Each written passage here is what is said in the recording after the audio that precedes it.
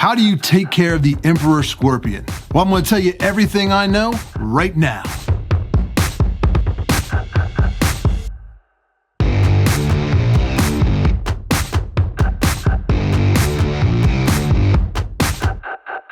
My name is Richard, and today I'm going to tell you everything I know about taking care of the emperor scorpion, known scientifically as the Pandinus imperator. So let's get into it.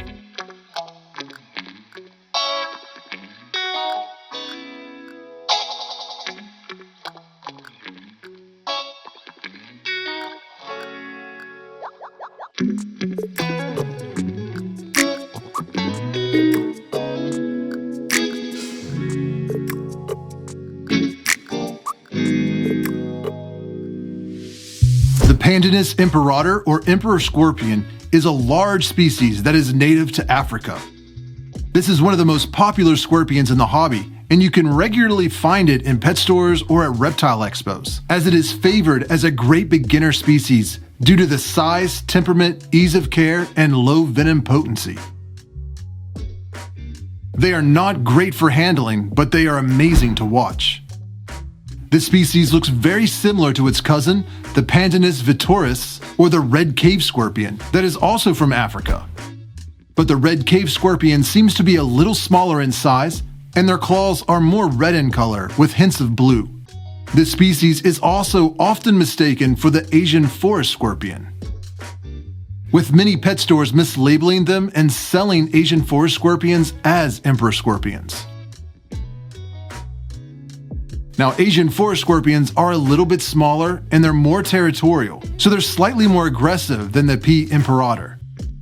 Emperor scorpions have rough pincers, which also tend to be shorter but thicker than the Asian forest. The Asian forest scorpion lacks the red coloration that emperor scorpion pincers often exhibit, and their telson and aculeus are black, while emperor scorpions tend to have yellow to a reddish-yellow amber telson as juveniles that turn red as they mature. Even as babies, there's a distinct visual difference, as emperor scorpion babies usually show quite visible red pigmentation in their pincers, which is completely absent in baby Asian forest scorpions, as they are very black.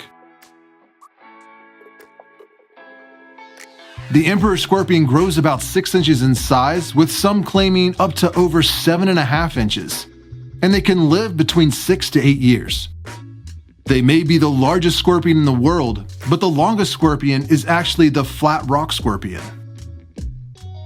Compared to other scorpions, the emperor scorpion is not nearly as hot as other species, meaning its venom is not as dangerous or painful if you were to get stung. In fact, you probably won't feel much discomfort or have any serious problems unless you're allergic and have an anaphylactic reaction. In my experience, they seem much more likely to pinch you than try to sting you. What's very interesting is some molecules that make up their venom are currently under research, as scientists believe they could have properties that would be helpful against malaria and other harmful bacteria. They have large, powerful claws, so a pinch could be painful, but they are a mostly docile species and only attempt to pinch or sting when they feel threatened. The risk of handling the species is more due to the harm that could come to the scorpion than the harm they could inflict on the handler. Like tarantulas, scorpions can bolt short distances, usually faster than you can react, and they have an exoskeleton that is not designed to handle falls from substantial heights. They spend most of their time burrowed underground and coming out at night to crawl around on the surface. They are not arboreal, meaning they aren't normally climbing high into trees. So when handling a scorpion, if it were to suddenly bolt, it is very possible that it could fall off your hand or arm and risk rupture once it hits the ground. So it is always best to avoid handling unless you take precautions like handling over a table or while sitting on the ground to greatly reduce the distance of a fall should the scorpion attempt to get away from you. P. imperators can be found in Africa and live in areas that are warm and humid. Naturally, they prefer living in small burrows that were made by small rodents or snakes, and sometimes they'll dig them out themselves. So when you set up their enclosure, these are 2 facts you need to keep in mind. I keep my adult emperors in a 10-gallon aquarium filled at least halfway or more with substrate. Knowing that they need a little more humidity and will be digging burrows, I tend to use a mix of slightly damp cocoa fiber mixed half and half with peat moss. I have also had a lot of success using creature soil or jungle mix as pre-made substrates and mixing in a little sand and a few handfuls of sphagnum moss. I dampen the substrate so that it feels wet, but water does not come out when I squeeze it in my fist. I pack the substrate down slightly and provide 2 hides on opposite sides of the enclosure. I provide a large but shallow water dish that I keep full of water. You don't want to use a deep water dish or one that the scorpion will have issues getting in and out of because they can drown if they get trapped in a large water dish. I will link the types of water dishes that I've had success with down below in the description. Now these can be a bit of a hassle due to the fact that the water evaporates quickly because it's so shallow, but it is for the safety of your scorpion. I use 2 hides because I keep a dry side and a damp side in their enclosures. On the damp side, I also add a nice nest of sphagnum moss in the corner to help keep humidity up. And when I notice the substrate is drying out, I will water down that side so that it gets saturated but never swampy. The other side I will let dry out, and I find my scorpion will alternate which hide it spends its time in